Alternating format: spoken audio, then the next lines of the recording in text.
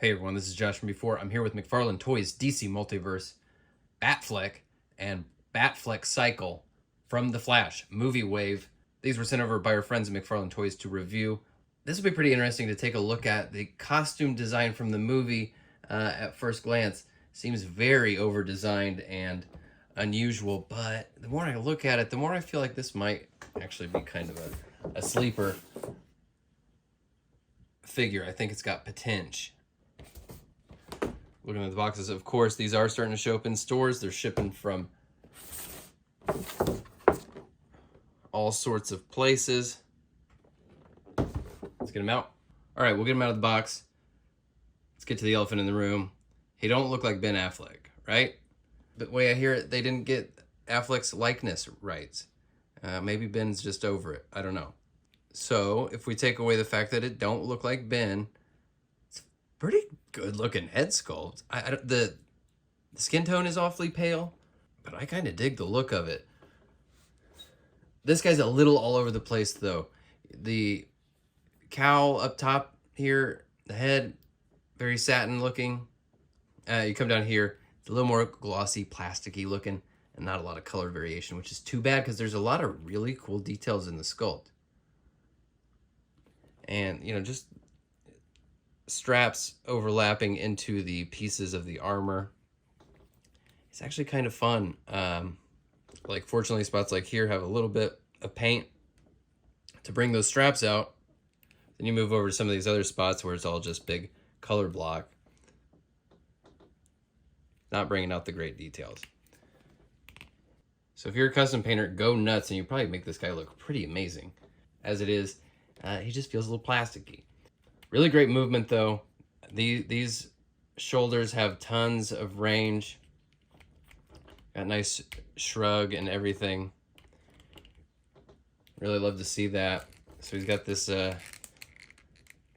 got the diaphragm cut, and then the abdomen overlaps the pelvis. So you wouldn't know from looking at it, there is a waist under there. That's pretty nice. Bit stiff at the diaphragm, but he does move around a bit. Of course, it goes back much further than he does forward. Pelvis has kind of an odd cut right here, so the legs will get up very high, but they spread way out when you lift them. And they're not going to go back too awfully far. And, of course, they got a thigh cut because this guy's meant to be on a Batcycle. Great knees. Pretty good elbows. He's got some pretty big pythons there. Sculpted ball joint. Ankles. Sculpted ball joint wrists that are a little tiny up under there, but he's got plenty of range there. And he's got a fabric cape, which I think is kind of contributing to this mismatch between the cowl above the chest plate and then everything below it. I would much prefer a sculpted cape, but I'm not too mad at this because this means, you know, at least one other figure is going to be able to fit into the Batmobile, Batwing, etc. And I do appreciate that it's got a different cut than the Keaton one. Though the cape sits so far back, you can't really do much to fold it over or give it some more kind of aesthetically pleasing drapage there.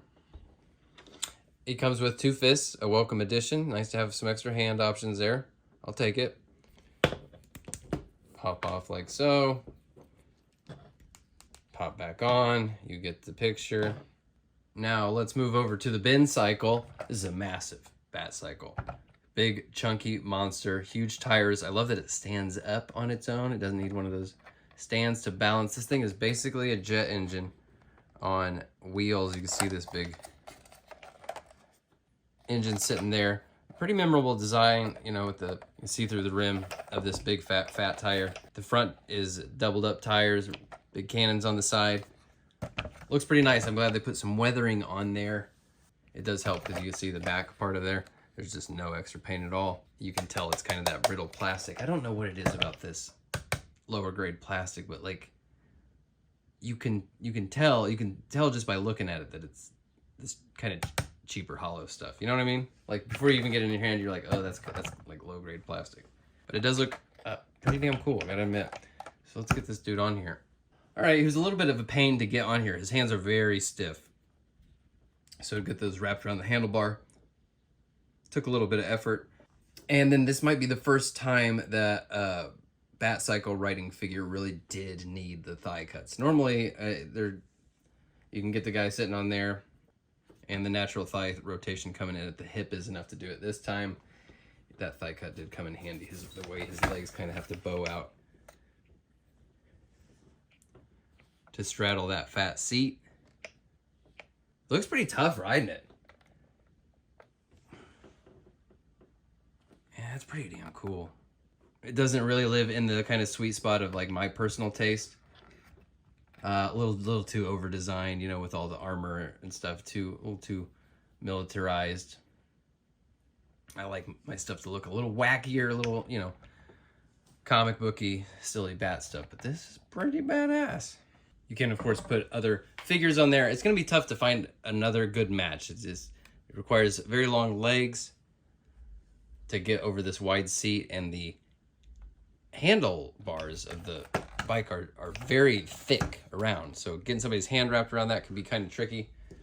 But it's a monster. Like, look at this thing next to some of these other Batcycles. Can we get a good sense of, like, how big these are comparatively? Drifter cycle, of course, is smaller, but the Batcycle was pretty big, borderline too big, and it's tiny compared to this thing. It's a huge footprint. So final thoughts, I think this is one where your mileage may vary.